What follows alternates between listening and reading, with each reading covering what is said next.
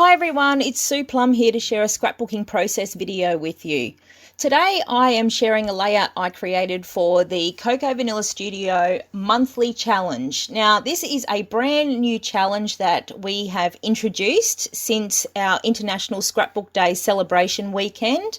Our challenges were so popular we decided to run a monthly challenge in our Facebook community group. So each month we will be posting a mood board and you will have all month to complete the challenge. And this month's mood board is called Rustic Trails and it was actually designed by me. So of course I thought I'd better do a sample for it. So for my page I decided to combine the new Legendary collection with the Wild at Heart collection. I was drawing on some of the elements of the board, which were the flowers, the rustic style wood grain. So of course I chose that delicious wood grain from the Legendary collection for my background paper. And then I went in to create some layers to pop behind my photo. So I used the matte print paper, which is also from the Legendary collection, but I trimmed off a lot of the green. I didn't want too much of the green coming through. I really wanted that earthy tone because it matched with my photo, which just happened to be a selfie that I took when I was at the Grand Canyon. When Zoe and I went over for Creativation, we took a side trip off to the Grand Canyon for the day. And that was number one on my bucket list, my travel bucket list, and has been pretty much all of my life. So you can see the look on my face there. That is the moment when I first walked up to the edge of the canyon and saw it, and it was very emotional. So yeah.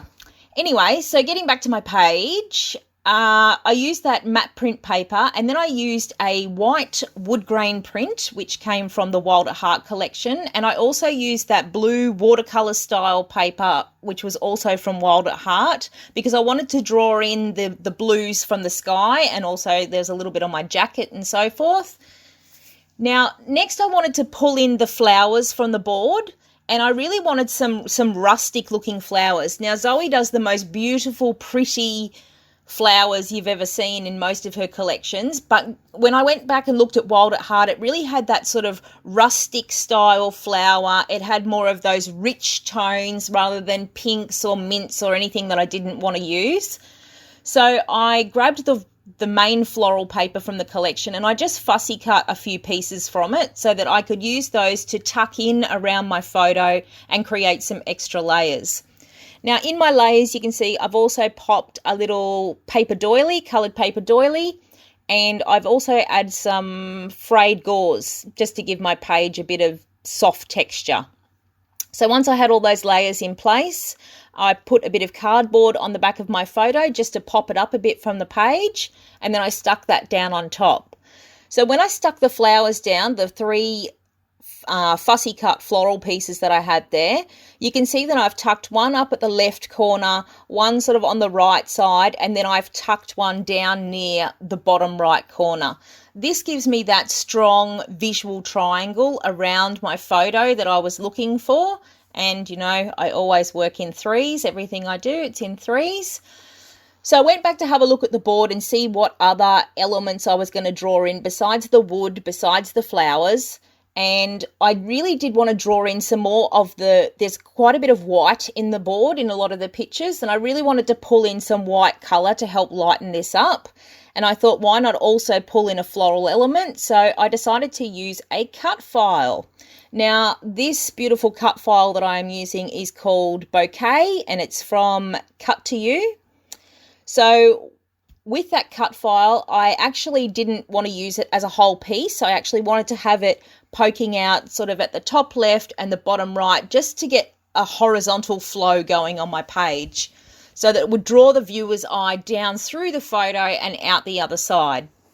So I cut the cut file into, I cut it into two pieces, and I stuck one of the pieces, as you can see, at the top, one at the bottom, but then I had a little bit sort of left over from the middle piece, which gave me a couple of little small flowers, which I also just tucked up at that top right corner of the photo. Now, when I stuck the cut file down on the page, you can see I used my fine liner bottle there with my Scotch tacky glue. I don't stick the whole cut file down on the page. I just stick sort of the middle of it, and then I bend up the edges of the leaves and the petals of the flowers, and just to give the page some more dimension. Now, when it came to embellishing the page, I looked at the board and some of the elements that I really wanted to draw in. One of them was the hearts, because there's that beautiful string of heart-shaped lights.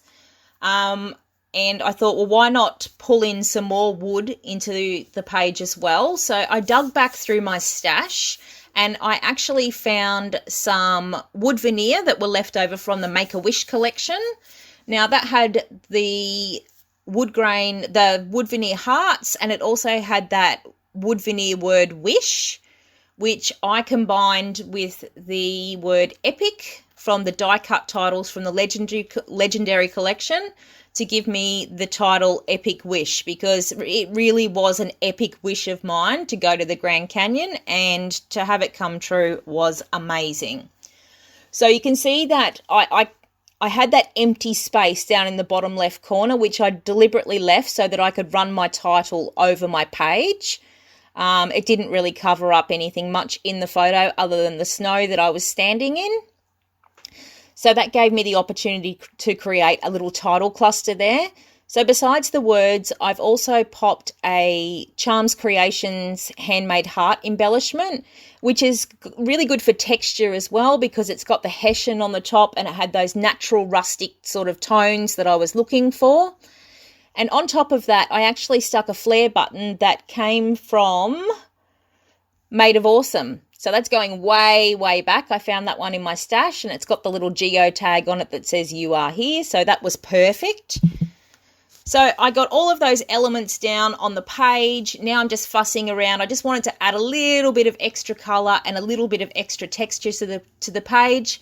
So I used some die-cut vellum flowers, which were actually from the Love Always collection, which I just stuck on top of the cut file just to give it that extra layer and a little bit of softness as well.